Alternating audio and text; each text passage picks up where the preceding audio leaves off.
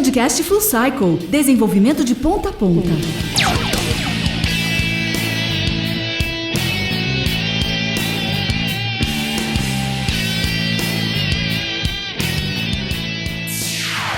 Olá pessoal, tudo bem? Seja muito bem-vindo a mais um episódio do podcast Full Cycle. Meu nome é Wesley Williams e eu tô aqui com o Luiz Carlos.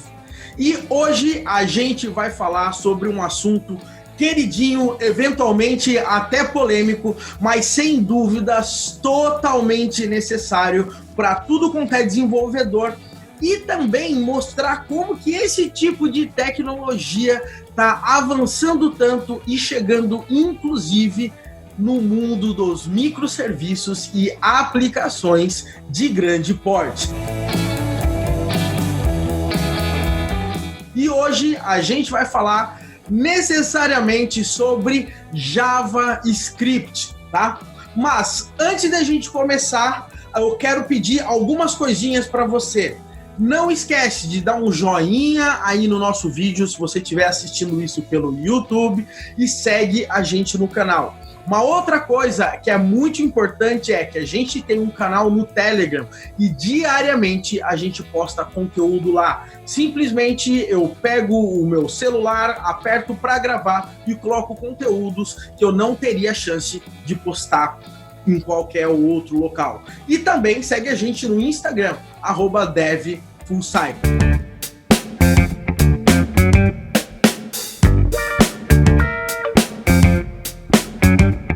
Bom, mas sem mais delongas, agora eu quero começar aqui falando com o Luiz. O Luiz, vamos dizer aqui no nosso caso, é o nosso expert em JavaScript. Ele detona isso, inclusive no nosso curso de microserviços. É ele que está tomando rédea de toda essa parte de JavaScript. E eu espero que esse podcast ele consiga, inclusive, acrescentar muito para você que já trabalha com JavaScript no dia a dia, tá? E também para você que não programa em JavaScript, eventualmente torce o nariz pela linguagem, mas acaba deixando e subestimando a utilização dela, principalmente no momento que a gente está vivendo, onde a gente tem dezenas e dezenas de milhares de aplicações utilizando microserviços com JavaScript. Bom, Luiz, seguinte, vamos começar essa história agora aí falando um pouco sobre o JavaScript, mas obviamente eu não quero sair falando sobre a história da linguagem, toda aquela parte, mas eu quero tentar ir o mais direto ao ponto possível em relação à evolução, funcionalidades e como isso está se aplicando atualmente. Legal? Luiz, explica para mim. Quando a gente está falando em JavaScript, a gente sempre tem aquela relação com ECMAScript. O que é isso no final das contas? Bom, Wesley, a ECMAScript é um padrão para a linguagem JavaScript. Então, tudo que a gente espera que a linguagem nos entregue vai estar ali nesse padrão. Ele começou lá atrás, quando o JavaScript foi lançado, lá pela nossa já falecida Netscape. Quem aí já conseguiu ver o navegador que se tinha na época? Eu não vi, mas depois eu cheguei a instalar. Então, a linguagem foi lançada lá nos anos 90 e já se tinha o padrão. Depois, esse padrão ele foi transferido para o que a gente chama de hoje de ECMA International. Então, ela lança esses padrões que vão reger o JavaScript, que também pode servir como base para outras linguagens. Então, a gente teve as ECMAScripts lá atrás, teve, por exemplo, a 3, que foi lançada em 99. Aí a gente passou 10 anos sem ter nenhum padrão. A 4 foi abandonada, é mais ou menos aí o PHP 6 da história, né? Aquele PHP ali que já tinha até livros, um monte de coisas, vocês podem pesquisar aí. Então, isso aí é um, como se diz, para quem não é PHPzeiro, a parada é o seguinte, tinha o PHP 5, né, daí saiu o 5.3, o 5.5, 5.6, e durante essa história ia ter uma grande reformulação para gerar o PHP 6. E daí muita gente queria sair na vanguarda, fez livro, fez cursos de PHP 6 e o PHP 6 nunca foi pro ar. A gente pulou do PHP 5 pro PHP 7. Acho que é mais ou menos isso que o Luiz está querendo dizer. O mais interessante é que uma galera comprou o livro, porque assim, muita gente quer se adiantar no mercado. Então, olha só, não, peraí, PHP 6, já vou lançar um livro aqui. Então, tipo, é loucura isso. Imaginar que uma linguagem não existia, você tem livro disso. Uma linguagem, a versão não existia, você tem livro. Você tem até curso aí, eu não sei se está disponível, mas é bizarro essa história. Então, assim, a gente teve a ECMAScript 5 em 2009, que foi um marco, porque a maioria dos padrões que a gente tem hoje foi lançado na ECMAScript 5. Aí depois teve a ECMAScript 5.1 em 2011. E a ECMAScript 5.1 é padrão hoje para os browsers. Se você pegar os browsers mais antigos, eles suportam o que está na ECMAScript 5. E aí, em 2015, a gente teve uma quebra nesse padrão que é lançado, né, desses padrões que são lançados na ECMAScript 5, que começou a vir a tão famosa e tão, vamos dizer assim, o marco para a linguagem JavaScript, a ECMAScript 6. Porque antes não se tinha uma data prevista para se lançar uma nova ECMAScript, ou seja, lançar um novo padrão. Aí, a partir de 2015, a ECMA International falou assim, não, agora a gente vai padronizar isso aqui. Então, agora, todo ano vai ter uma ECMAScript. Então, como a gente tinha a ECMAScript 5 em 2015, foi lançado a ECMAScript 6. Então, não se perca nisso, porque até eu fiquei confuso na hora desses lançamentos, porque a ECMAScript 15 equivale à ECMAScript 6. Então, considerando esse padrão, se eu tiver uma ECMAScript, por exemplo, 10, ela vai ser de 2019. Se eu tiver a ECMAScript 7, ela vai ser de 2016. Então, você pega o número, diminui um e vai ser o ano. Então, a ECMAScript 6 foi um marco porque mudou drasticamente a forma da linguagem JavaScript de trabalhar. O que é essa mudança drástica? Porque a galera toda, né, deu para perceber que, inclusive, grande boom do JavaScript deu por aí. O que eu posso falar, por exemplo, assim, quando eu programava firme em JavaScript, eu achava de cara aquela parada. É um mal necessário, eu tenho que fazer todas as minhas gambiarras, as minhas porqueiras aqui, não tinha classe, a gente tinha que utilizar um monte de prototype para conseguir um arquivo grudar no outro, era o require.js, era toda uma bagunça. Então eu tinha aquela sensação que eu estava mexendo com uma linguagem suja, principalmente quando você começa a trabalhar com linguagens como C#, PHP, Java, Python, etc. Daí a gente acaba torcendo o nariz e JavaScript começa a ficar mais ou menos com aquela fama que o PHP ficou por muito tempo, que era uma linguagem meio esquisitona.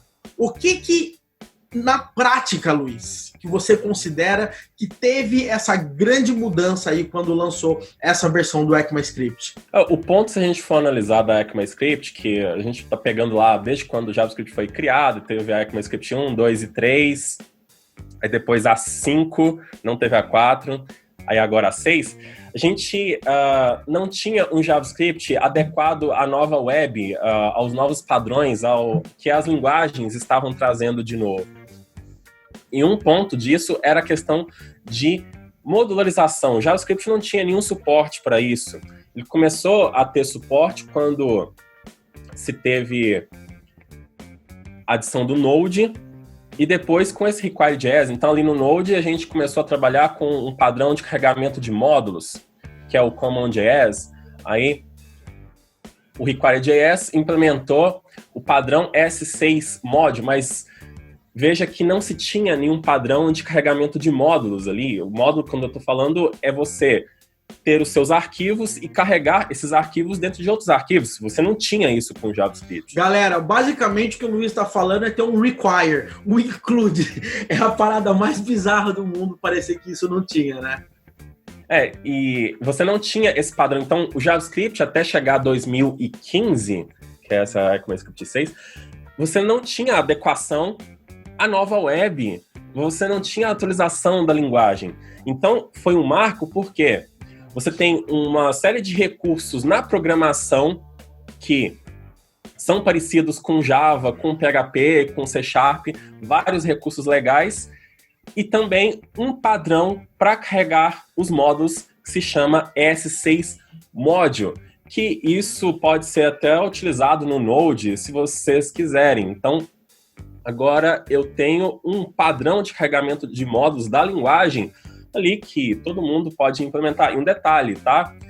Hoje, em 2020, que a gente está falando, a ECMAScript 6, basicamente, quase 100% dela já é suportada pelos browsers. Não que a gente vai desenvolver uma aplicação JavaScript front-end utilizando ES6 rodando ali diretamente no browser. A gente sempre tem que olhar a questão de retrocompatibilidade. Mas essa ECMAScript, ela mudou totalmente a forma de trabalhar.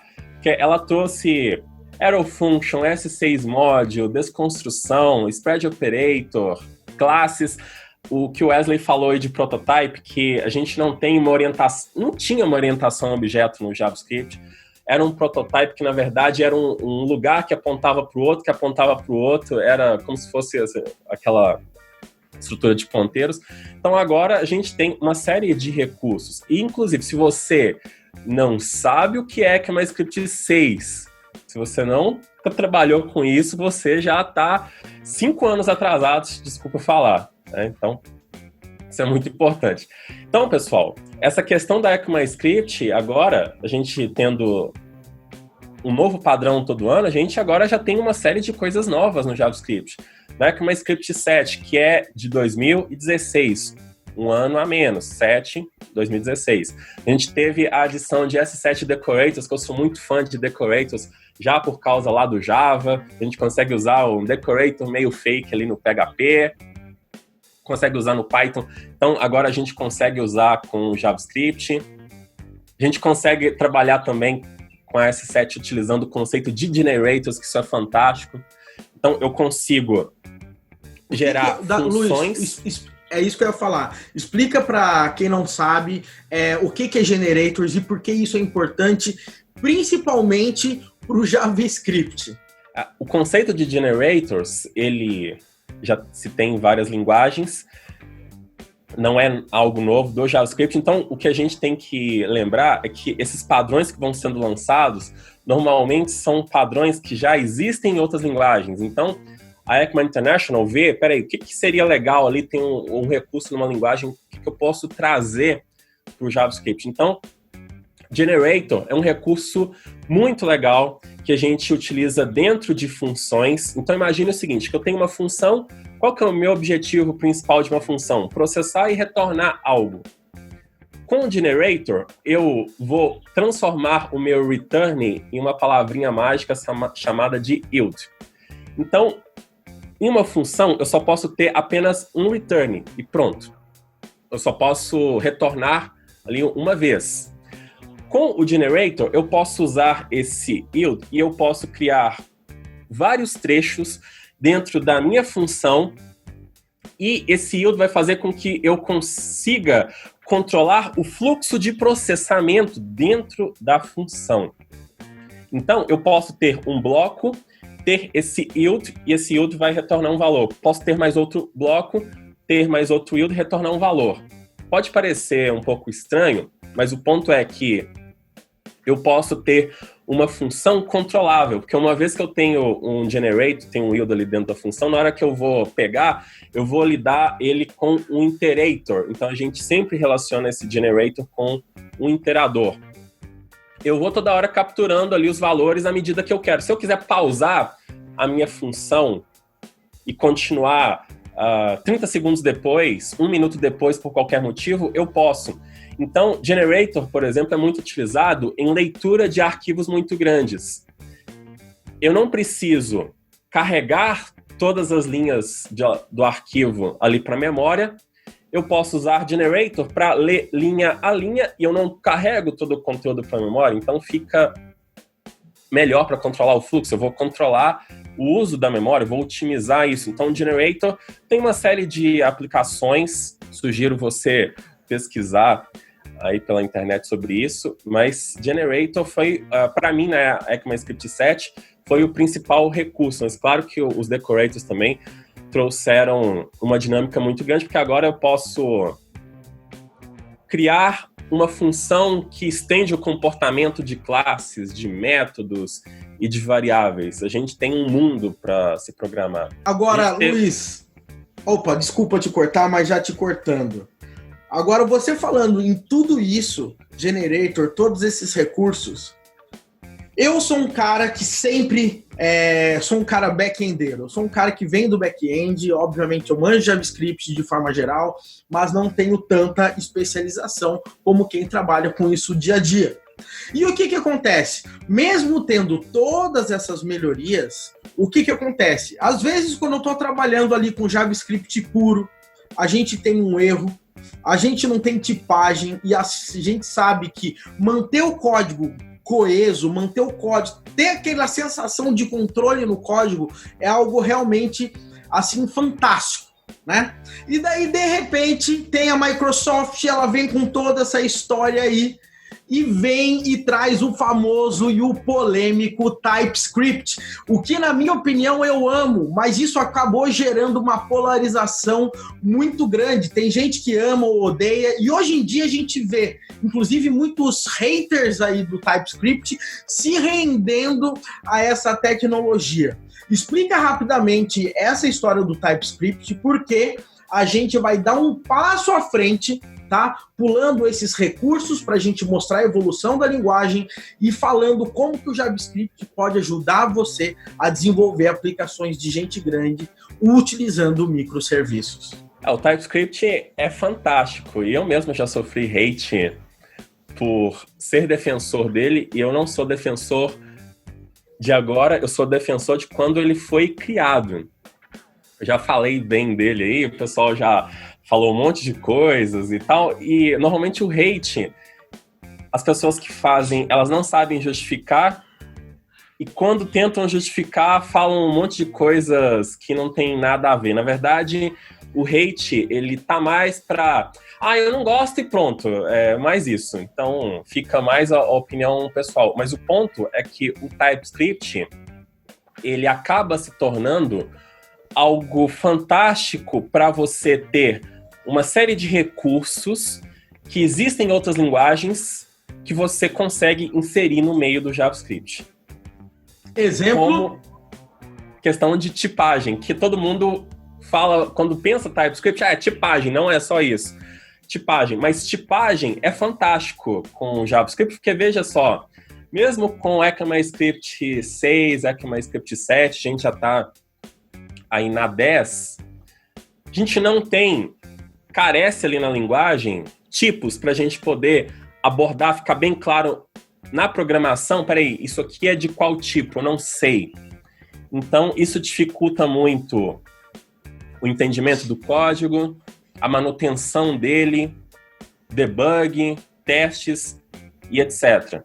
Então, o TypeScript torna o JavaScript uma linguagem mais tipada. Eu não gosto de falar fortemente tipado, porque não vai ser fortemente tipado, porque você tem como usar um never, um unknown, um any. O pessoal só lembra do any, mas tem várias formas de trabalhar. Então não é fortemente tipado, mas é bem tipado, vamos dizer assim, que seria o termo correto. Agora, com o TypeScript, eu posso programar e, se eu estiver programando e eu ferir esse contrato dos tipos, o TypeScript vai acabar sempre virando um JavaScript. Então, há sempre uma compilação. Eu já vou saber ali, antes de rodar esse JavaScript em produção, antes até que eu veja ali no browser, ou até que, vamos supor que eu posso utilizar TypeScript com Node também, até antes de eu testar ali o que eu estou fazendo, que eu acabei de programar com Node, se eu ferir alguma coisa, eu já vejo um erro logo de cara, algo que é muito complicado com o JavaScript. Então, o TypeScript ele mudou totalmente o JavaScript exatamente por, vamos dizer assim, ser um novo JavaScript que vai te dar tipos, que vai organizar melhor a sua aplicação, que vai inserir uma série de novos conceitos, e o interessante também é que esses novos padrões da ECMAScript, alguns deles são abordados já pelo TypeScript, então se você quiser utilizar, quero utilizar aqui um novo padrão, você simplesmente instala o TypeScript na sua máquina, você já sai utilizando como os decorators da S7, você só habilita uma opção ali no testconfig.json, você já sai utilizando esse recurso. Então, o TypeScript, ele vai te dar qualidade de código, ele vai te dar melhor legibilidade, vai permitir que você evite um monte de erros que aconteceriam tanto em back-end quanto em front-end, não importa. TypeScript você pode usar em ambos os lados. Então, eu não vejo motivo para não utilizar TypeScript se você tem um espaço ali para colocar ele no meio do seu projeto. Agora, Luiz, fazendo bem o papel do advogado do diabo. Por exemplo, a gente pega linguagem como PHP, que a tipagem é totalmente dinâmica, e a gente não tá nem aí para isso, e a gente fica feliz e fala, poxa, eu trabalho com tipagem dinâmica e etc. Aí daí na hora que a gente vem falar do TypeScript, a gente fala que é importante tipagem. Por que no JavaScript para você é importante a tipagem e por que no PHP, por exemplo, a tipagem tanto faz? Qual que é a segurança? Por que você acha isso? Fazendo uma pergunta realmente advogado do diabo para você. Aproveitando, eu vou falar aqui que eu sempre fico na dúvida por que as pessoas têm esse hate com o TypeScript. Eu sempre acho que é por causa da Microsoft. Eu não consigo colocar na minha cabeça que o hate é por causa da linguagem, é por causa da Microsoft, é o preconceito com ela. Mas esse ponto de tipo, ele é importante, porque você citou o PHP aí, o PHP 7.4. Agora você consegue trabalhar com tipos lá dentro de classes. Então, trabalhar com tipos, ele te dá segurança e consistência na sua programação e na manipulação de dados. Então, uma vez que você está trabalhando com esses tipos, você consegue ter uma segurança que algo que vai chegar ali em uma variável ou que vai ser passado para uma função e para um método, tem que ser aquilo. Então, isso facilita você a procurar encontrar erros na sua aplicação. Facilita você entender o que você está usando. Um ponto bem estranho do JavaScript, de você ter esse dinamismo todo. Olha só, acabei de usar uma biblioteca aqui, instalei uma biblioteca. Vou usar um método X. Eu não sei que diabos eu tenho que passar lá, eu não estou entendendo o que está acontecendo com um tipo. Eu sei bem o que eu tenho que transferir para lá. Eu sei que tem que ser exatamente aquilo com aquelas informações. Então é como se eu criasse um contrato. Isso para mim, caras, o que eu acho é o seguinte, é uma das paradas mais tops que eu acho, principalmente quando eu vou mexer e trabalhar com TypeScript, eu me sinto que eu tô num Boeing e que eu tenho ali todos os aparatos para me ajudar a pilotar e que eu não vou ficar na mão somente ali na parte visual e vendo o que acontece. Agora, Luiz, o seguinte, a gente falou rapidamente, que não foi tão rapidamente, mas eu acho que valeu a ideia para a galera se posicionar aqui. E a gente vê que provavelmente depois do Node é muito claro também, é chover no molhado, falar como que o JavaScript evoluiu, como que a galera está usando o JavaScript no back-end, e hoje em dia a gente está num mundo muito mais distribuído, aplicações baseadas em microserviços, e a gente está vendo muitas, mas muitas empresas adotarem o JavaScript em relação a isso. Tá? Inclusive a gente teve, por exemplo, a maratona e partes da maratona Full Cycle que a gente fez, a gente utilizou JavaScript. Na sua opinião, o porquê JavaScript ajuda muito no processo de desenvolvimento baseado em microserviços, que são aplicações bem pequenas que conseguem resolver bem uma solução, tá? E depois eu quero cair com você em relação a frameworks. Muita gente me pergunta, Wesley, eu vou trabalhar com microserviços, eu programo em JavaScript, o que eu faço? Eu vou na forma purista, boto um Express, trabalho ali com Adonis mais completão, trabalho com Loopback, trabalho com Nest.js. Eu queria botar isso e saber de você o que você acha. Então, por que JavaScript e microserviços está sendo uma boa pegada nos dias de hoje? Exatamente por conta da tecnologia base que a gente usa, vamos começar, que é o Node. Trabalhar com Node é muito legal. A tecnologia é incrível para você fazer um monte de coisas. Então, por ele já ter suporte ao WebSocket, ser uma tecnologia muito rápida, permitir que você faça várias coisas, então você consegue trabalhar com microserviços muito facilmente com ele. Você consegue fazer integração com mensageria, consegue fazer integração com gRPC ou com outras coisas bem simples, exatamente porque sempre você vai encontrar uma biblioteca que já está fazendo isso para você. Sempre você vai encontrar alguma coisa. Na realidade, você encontra a biblioteca da biblioteca da biblioteca, né? Exatamente. Então, por exemplo, eu quero trabalhar com o protocolo AMQT, tem lá a MQT Lib já para você trabalhar, já com todo o suporte, por exemplo, com o RabbitMQ, eu vou trabalhar com gRPC, já tem um caminhão de coisas para trabalhar com isso também. Então, é uma linguagem que te dá um aparato muito grande, porque dependendo do que você for utilizar, você pode ratear muito para que o seu microserviço fique bacana, para você gerar essas integrações.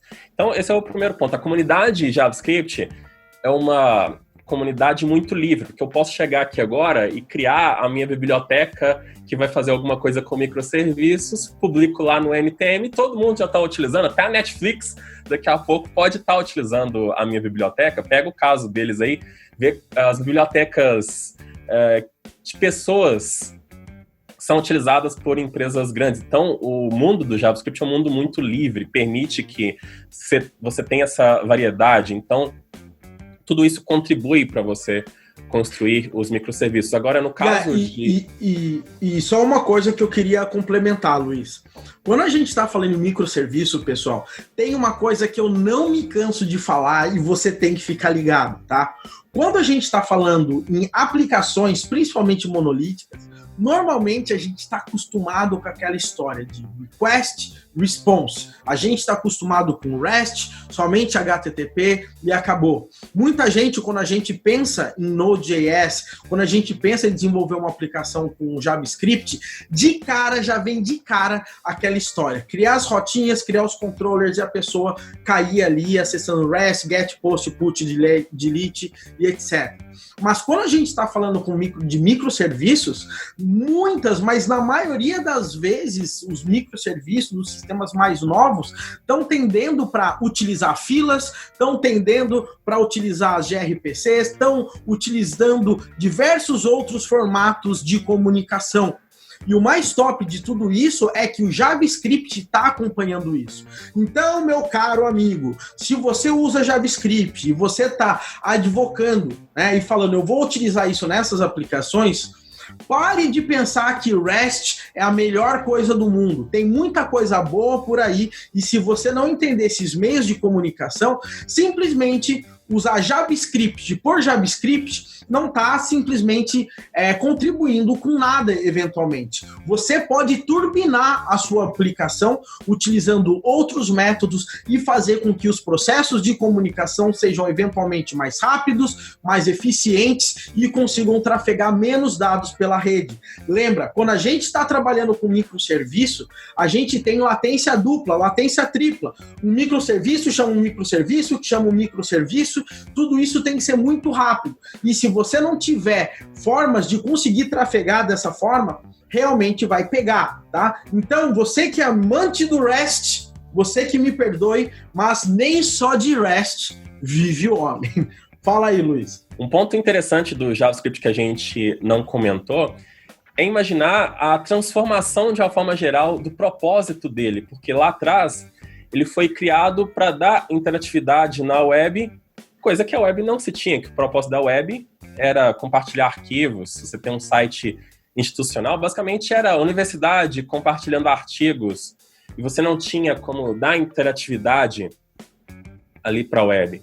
De um ponto a que você consegue usar ele no back-end, você consegue desenvolver aplicativo mobile, você consegue desenvolver aplicação desktop. Então, basicamente, assim, o JavaScript está tirando para todos os lados. Então, o microserviço é apenas um ponto que ele está ajudando, o JavaScript já está tirando para todos os lados.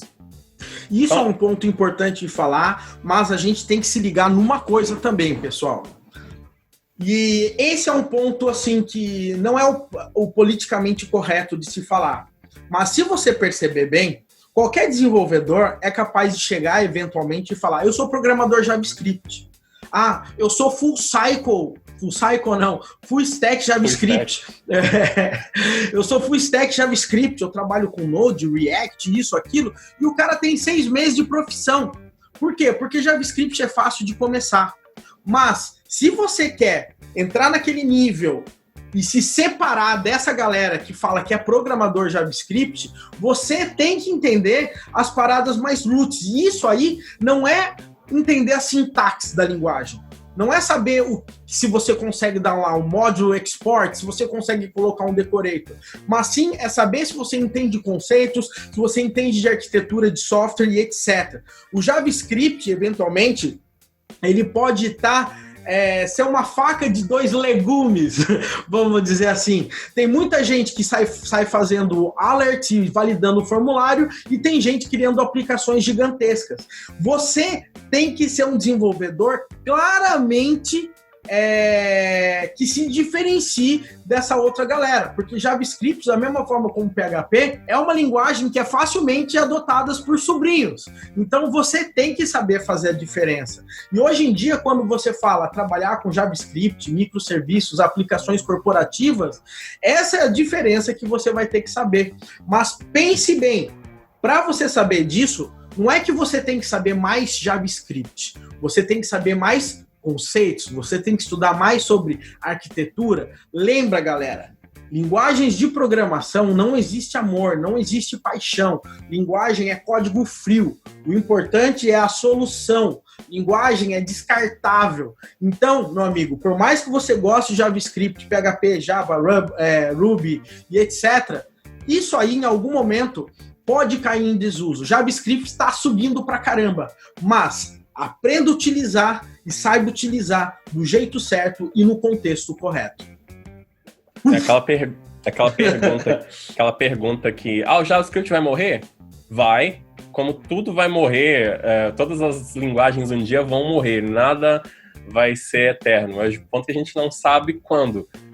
O mercado adotou, tá no hype, vambora? Então, você tem que ficar ligado. Então, esse ponto de microserviços é mais um ponto que a gente consegue utilizar muito bem com o JavaScript, como qualquer outras coisas. Então, por isso que é legal, porque o JavaScript está tirando para todos os lados. Microserviços, você já tem uma base ali, você já tem algumas coisas bem interessantes. E eu gosto de falar muito sobre, agora voltado para back-end, sobre a questão de frameworks Node. Eu gosto muito de lembrar que a gente não tem ainda, carece muito na comunidade, apesar da gente ter um monte de frameworks, carece muito frameworks que já te dão uma arquitetura sólida para você trabalhar. Tem gente que não gosta de... Um parênteses, Luiz. Quem está aprendendo JavaScript, tá? E principalmente quem não tem tanta experiência, pensa que trabalhar com Node é botar o Express, criar meia dúzia de rota e sair fazendo endpoint, né? Quando você trabalha com uma aplicação grande que precisa de uma estrutura melhor, você não pode simplesmente, entre aspas, você pode, mas, cara, você vai criar uma arquitetura de uma aplicação que vai crescer, que você quer manter essa parada por um bom tempo, simplesmente na unha ali, criando uma pastinha de controller, criando um negocinho, a parada não funciona dessa forma. E nesse ponto, que eu sou super fã de frameworks que traz, pelo menos, uma estrutura que você consiga evoluir a partir daquilo, porque aquela história de Node.js com Express, criar meia dúzia de rota, já é passado, e isso aí foi a primeira coisa que eu aprendi fazendo Node. Na realidade, já faz quantos anos isso aí? Todo mundo faz isso, então... É o Node além do Express, na realidade, né? Eu sei que muita gente vai ficar sentida com isso, vai falar assim, não, mas esse Express aqui eu consigo fazer um monte de coisa, e você consegue fazer um monte de coisas. Mas a gente está falando aqui agora de aplicações mais complexas, aplicações com microserviços, não são aplicações fáceis da gente trabalhar. Então, para você que está querendo, às vezes, pegar o seu monolito aí da vida, né? Lembrar lá do Martin Powell, Monolith First, criou um monolito, agora eu vou trabalhar com microserviços, escolher um framework que te dá uma arquitetura bacana é muito legal para você começar. Ou até mesmo para você criar o seu monolito de qualquer maneira, porque Você vai trabalhar já com um padrão bem definido. Eu sei que tem muita gente que vai falar assim, mas esse conceito de convention over configuration tem uma série de desvantagens, isso não é legal. Ok, tudo vai ter sua vantagem e sua desvantagem. Você trabalhar com uma série de convenções já impostas para você, pode ser que seja uma cilada para você criar a sua aplicação. Cara, eu vou ser bem sincero, tá? Muito sincero. Muita gente pode não gostar dessa história de convention over configuration. Somente para quem... Deixa eu acertar meu fone aqui que tá saindo. Somente para quem não está acostumado ou eventualmente escutou isso pela primeira vez, basicamente você tem que seguir uma série de regras que estão sendo impostas pelo framework, por bibliotecas, para aquele que consiga se encontrar e fazer toda a mágica funcionar. Tá? Agora, o que acontece é o seguinte, muita gente aí fala, eu não gosto disso porque eu fico preso no framework, blá, blá, blá, blá, blá, blá. O ponto é o seguinte, mesmo que você não goste disso, e você tem toda a razão por não gostar, e eu entendo todos esses pontos, quando você for criar sua própria estrutura, não se esqueça que você vai criar sua própria convenção. Você vai criar a própria forma de como você vai trabalhar. A diferença é que essa forma que você vai trabalhar foi você que criou. E ela pode ter suas vantagens e desvantagens. Agora, quando você está falando isso de um framework, foram milhares de cabeças que pensaram naquilo, tá? E aí você pode se achar um cara super inteligente, mas eventualmente a cabeça de um monte de outros desenvolvedores que só estão trabalhando naquilo pode funcionar um pouquinho mais rápida e trazer algum pouco mais de sentido do que somente a sua pensando sozinho. Então, na minha opinião, essa história de convention over configuration é pura BS, bullshit, porque quando você trabalha sozinho, você também acaba fazendo isso, querendo ou não. Porque se você mesmo não criar padronização no seu código ou fazer coisas desse tipo, o que vai acontecer? Seu código vai virar uma salada, você tem que criar convenção de qualquer forma. Poxa, aproveita a convenção do que algum framework já trouxe, tem documentação, tem tudo feito, ou você vai fazer isso sozinho? Pode muito bem fazer isso sozinho, mas o tempo que você vai demorar e o custo disso não vai valer a pena. Não significa que você está utilizando uma convenção que você está preso a ela ou que você não sabe trabalhar, que você tem que ficar livre. Não tem nada a ver. Esses mitos em programação, eu acho algumas coisas bem estranhas. Então, na comunidade Node carece muito isso. Então, para microserviços, eu gosto muito de trabalhar, a gente fala isso muito aqui no Full Cycle, que são os dois, eu indico dois, aí vai começar a falar, aí hoje em dia a gente já Vamos fala... Vamos para a guerra do framework, momento da guerra do framework, momento da guerra do onde framework. Um monte de gente está escutando agora, vai ficar palpitando, não concordando, discordando, vamos gerar os framewares agora aqui. Momento framework JavaScript que o Luiz recomenda você utilizar para trabalhar com microserviços ou eventualmente com aplicações aí diferenciadas, vamos dizer assim. O ponto. Eu recomendo por uma série de motivos. Eu não sou verdade do universo, mas a minha opinião conta. Exatamente o que eu estou falando aqui. Então, deixar um ponto bem claro. Mas o Express lá, o Adonis.js, você pode fazer o seu framework com ele, tá? Sem nenhum problema. O que eu vou indicar aqui, eu vou explicar o porquê você pode concordar ou não com o que eu vou falar. Então, o que eu estava falando sobre essa questão de falta de padrões, tem dois frameworks que eu gosto demais, porque eles têm uma arquitetura muito legal para você desenvolver a sua aplicação e já tem um suporte para microserviços. Eu vou citar dois, Nest.js, que não é Next, tem Next também, Nest.js e Loopback. Esses dois frameworks, eles trabalham com os conceitos bem parecidos. Ambos utilizam TypeScript e ES7 Decorators, mas o ponto é que eles te dão uma arquitetura modular que vai permitir que você escale a sua aplicação. E já vão te dar suporte bacana para comunicação com mensageria e fazer outras coisas com microserviços. Inclusive, o Nest.js utiliza até exaustivamente os decorators para facilitar a sua vida em tudo que você for fazer. Então, ele está sendo muito adotado porque ele atira para vários lados. Então, você consegue criar uma aplicação MVC, você consegue criar uma API REST, uma API com GraphQL, você consegue criar uma série de comandos que você queira automatizar no seu sistema. Ele tem...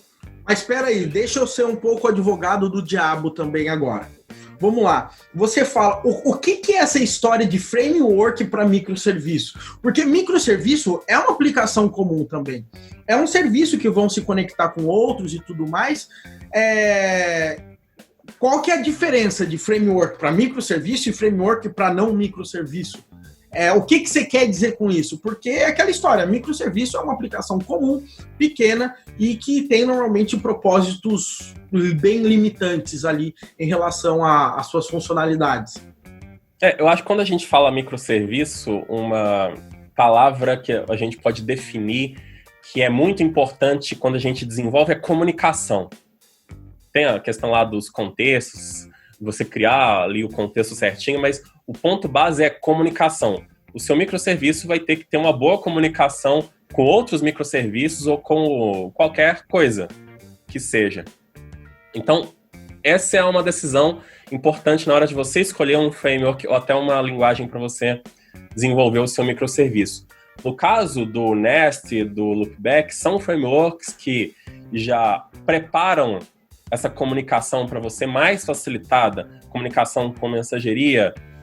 Eles criam uma API e são especialistas nessa situação. Então, se você está escolhendo, se você está importando essa solução, você já vai ter o ponto da comunicação adiantado. Você já vai ter uma base para gerar essa comunicação. Então, o ponto é esse. Você pode ter, por exemplo, um framework XPTO, que você pode adaptar ele para microserviços. Às vezes ele pode não ter uma comunicação muito legal. Você vai ter que importar uma série de coisas, configurar uma série de outras para que ele fique muito bem comunicável. No caso do Nest e do Loopback, eles já têm esse foco.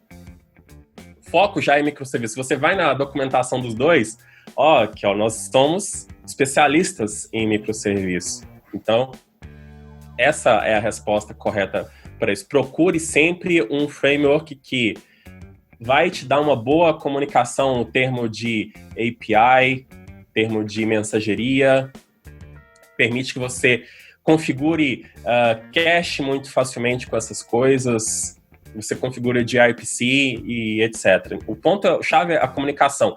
O restante, microserviço trabalha aqui com persistência, isso aí você resolve de alguma maneira. O ponto-chave é a comunicação. Se você for ratear demais com isso aí, não vai valer a pena. Então, o Nest e o Loopback, eles facilitam muito esse ponto. Então, querendo ou não, isso que eu gosto. E querendo ou não, dá um trabalho do caramba. Pode parecer brincadeira, mas olha só. Se você for trabalhar com o simples RabbitMQ, que é o arroz e feijão da mensageria no mundo de hoje, você tem que, por exemplo, poder consumir filas e você tem que poder, por exemplo, mandar mensagens para filas. Quando você está consumindo uma fila, você tem um processo rodando. Mas e para você consumir várias filas ao mesmo tempo? Você vai criar vários processos rodando, como é que você vai fazer? Se você está trabalhando ali com o gRPC, como é que você vai fazer para servir? Como é que você vai... Caras, se você não tiver tudo isso pronto, você vai ter que fazer na unha. Eu sei que tem bibliotecas que ajudam a facilitar a configuração, mas nada chega perto de você chegar, por exemplo, como um Nest.js, escrever lá um @RabbitMQ, escrever o nome da fila e pronto, ele já está cuidando de todo esse processo para você. Quando a gente está desenvolvendo o sistema, a gente tem que ser ágil e a gente tem que poder ter confiabilidade em todo o processo. E nada melhor do que você, por exemplo, pegar uma linguagem com TypeScript, por exemplo, estou tirando sarro, mas conseguir trabalhar com decorators, apesar que decorators não é do TypeScript, no S7 e tudo mais, mas você consegue trabalhar com isso aí de uma forma muito simples. O que eu quero resumir aqui para você, sumarizar o que a gente falou e para você sair daqui pelo menos com algum tipo de reflexão é: JavaScript está evoluindo, ok? A gente tem muito sobrinho na jogada, todo mundo agora virou full stack developer em JavaScript, o cara tem 6 meses, bate no peito e fala que é full stack, porque ele conseguiu criar um Hello World no React, ele criou um Hello World no Node, ele criou um Hello World ali no coisa, porque ele conseguiu criar meia dúzia de rotas com Express. Eu acho que é até um insulto, entre aspas, para o JavaScript, com o poder que a linguagem está hoje, com o nível de maturidade que os frameworks estão hoje, você ficar apenas falando dessa mesma baboseira que a gente está ouvindo desde aquela história. Cara, eu não aguento mais ouvir gente falar no Express, cara. Eu não estou falando que o Express é ruim, nada de mal ali pro Express, tá? Se você for criar algo muito simples ali, você taca ali e já tá usando, super ali. Mas, galera, nem só de REST vive o homem, nem só de Express vive o Node, tem muitas opções, e quando você consegue e tem que fazer coisa mais pesada, ter uma estrutura, ter uma arquitetura bem pensada, com documentação e muita organização, vai fazer a diferença. Então, você, meu caro, saia daqui pensando em criar aplicações JavaScript mais bem estruturadas, experimente mais coisas, porque biblioteca e framework é o que não falta no mundo JavaScript. Então, é isso aí. Luiz, quer falar alguma coisa? Você tem 10 segundos para falar. Se você se preocupa com o sobrinho, comece a se preocupar com você mesmo, porque alguma coisa está errada na sua carreira. Só deixar essa frase aí, 10 segundos que eu gastei. Foi 5. Bom, pessoal, muito feliz de estar podendo compartilhar e passar os nossos pontos de vista. Obviamente que ninguém aqui é rei da verdade, mas eu espero que a nossa opinião, de alguma forma, possa influenciar e gerar algum ponto de reflexão para você. Quero também novamente pedir, se inscreve aí no canal, joinha, segue a gente no Instagram, @devfullcycle, a gente está fazendo lives e um monte de coisa, postando conteúdo diariamente para você. Fica de olho, quem sabe a gente não solta uma nova maratona Full Cycle para você aprender mais sobre microserviços, para você aprender mais sobre JavaScript e tudo mais. Maravilha? Galera, tudo de bom aí para vocês. Fala, Luiz, me cortou. O pessoal já vai ver os comentários embaixo. Luiz, mas eu tô usando aqui o framework XPTO com microserviço e não sei o quê, e eu acho ele melhor que o Nest, o Loopback. Eu vou só deixar porque já quem vê esse final já vai ver um monte de comentários que vai ver embaixo. Até imagino. Bom, vocês perceberam, eu falei 10 segundos pro cara e aí o cara corta. Galera, é isso aí. Até mais e a gente se fala até o nosso próximo episódio. Esse podcast foi apresentado pelo projeto Full Cycle. Acesse fullcycle.com.br e também não deixe de nos seguir no Instagram, @devfullcycle.